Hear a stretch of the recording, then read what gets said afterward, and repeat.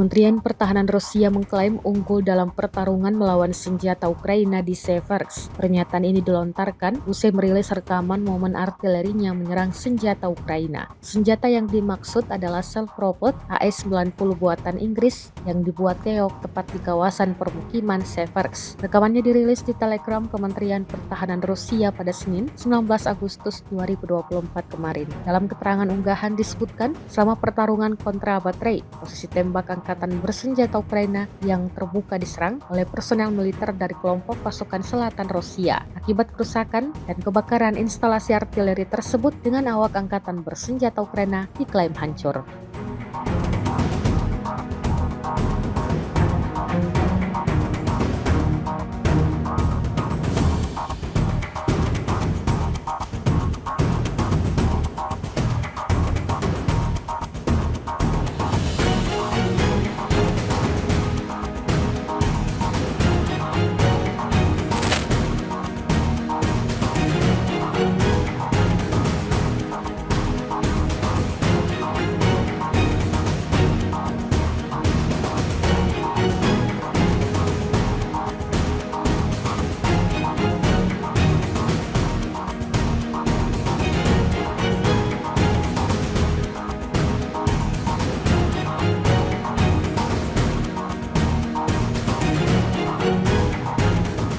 Download Tribun X sekarang, menghadirkan lokal menjadi Indonesia.